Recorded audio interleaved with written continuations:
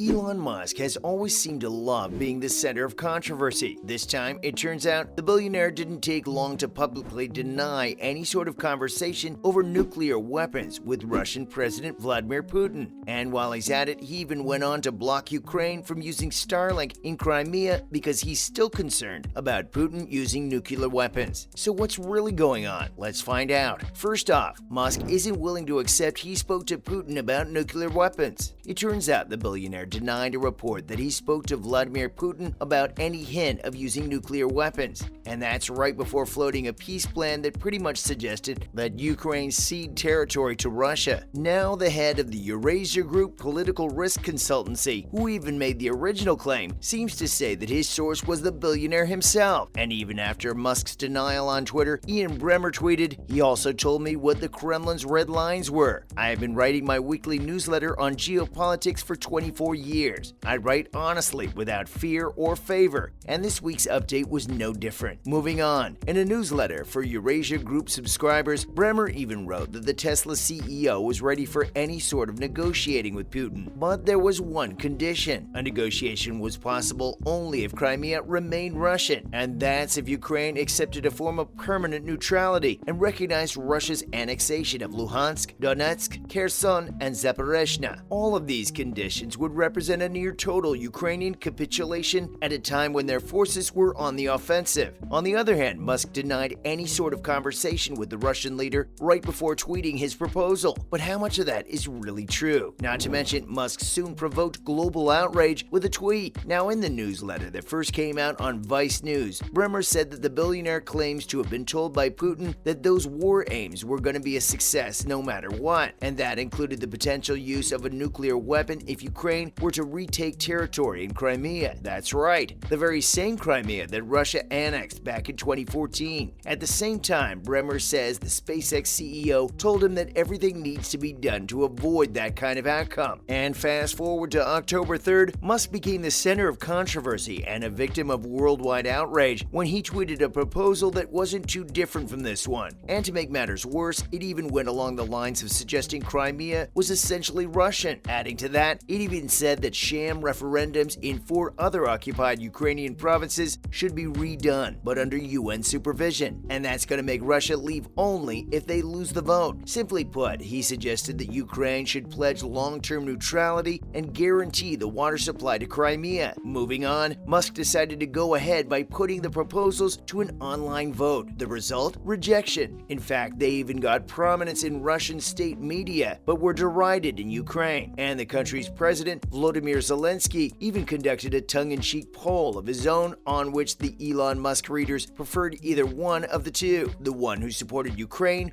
or the one who supported Russia. Up next, Musk blocked Ukraine from using Starlink systems in Crimea. That's right, folks. In fact, he personally rejected the Ukrainian request for it. And that's because he's not too sure if an effort to retake the peninsula from Russian forces is going to be the road to a nuclear war. At least that's what the influential political analyst Ian Bremmer had to say. Now, right after Russia invaded Ukraine back in February, Musk, along with the US government, provided Kiev with at least thousands of Starlink systems, and that allowed Ukrainian forces to communicate in what were otherwise dead zones. Adding to that, the low energy requirements of the service's satellite receivers boosted connection to reconnaissance drones, and that delivered valuable real-time intelligence on Russian movements and even gave them the ability to target them. Having said that, everything hasn't been going so well. In fact, there have been quite some problems. For instance, just last week, a senior Ukrainian government official told the Financial Times that the service was dealing with some pretty catastrophic outages on the front lines. In fact, it even prompted speculation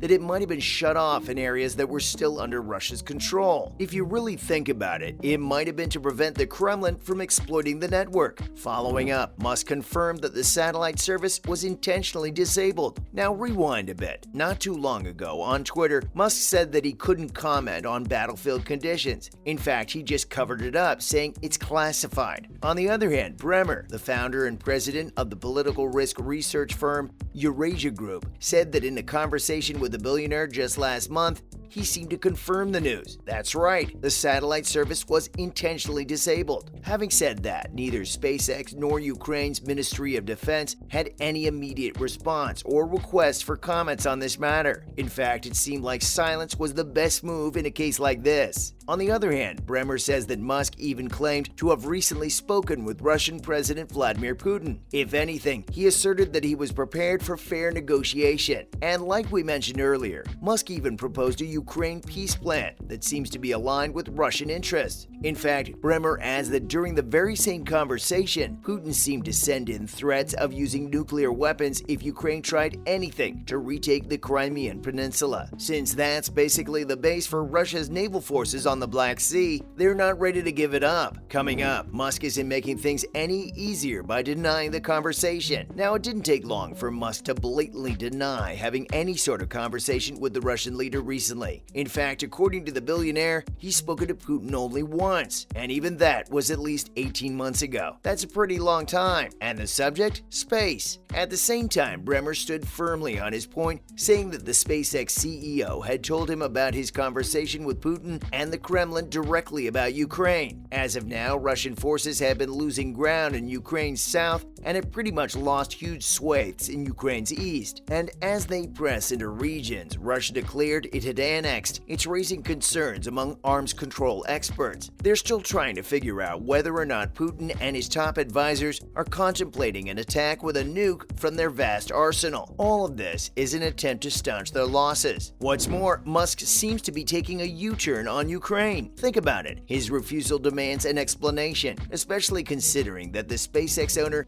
has been pretty generous back in the initial days of the invasion, and that's back when Russia tried to isolate Ukraine from the world by literally jamming its communication system. And let's not forget that the minimum energy needs of the service's satellite have made a lot of significant changes around the country. In fact, under anonymity, 2 government officials came forward to tell Financial Times that soldiers were facing some connectivity issues when they visited cities that had just been liberated from the Russian occupation. Adding to that, we know that Musk confirmed that the satellite service was intentionally turned off. But let's not forget that Russia has already sent a warning that any kind of satellites used for military purposes was going to come under Russian attack. In fact, Mikhail Sheremet, a state Duma representative for the Crimea region, even proposed to blow out the NATO satellite constellation. And it's the very same one that's responsible for the pinpoint accuracy of every single missile launched by Ukraine. We're thinking that the warnings from Russia may have very well been the reason behind Musk's refusal to take Starlink to Crimea. But then again, there's enough room for controversy, especially given the latest spat after Bremer made some pretty high voltage claims about Musk's interaction with Russia. Finally, Musk needs to be honest about his interactions or do more than just deny claims. Bremer seems to be pretty damn adamant over his source and information, and why wouldn't he when, according to him, Musk was the one who came up and told him everything. Plus, it's not hard to join the dots together and figure out that Musk has definitely been in talks with Russia to figure out a middle way out of this situation. We can't ignore the proposal now, can we? At the same time, the billionaire doesn't shy away from controversy or being honest about what he does. But when matters get largely political like these, sometimes it's best to keep your silence because of how sensitive things may be. That's a wrap for this video. Do you think Elon Musk's hiding his conversation with Putin over nuclear weapons? And while we're at it, what's your take on Musk blocking Ukraine from using Starlink in Crimea over the same concerns? Let us know in the comments below. Make sure to give this video a thumbs up and subscribe to our channel for more videos like this.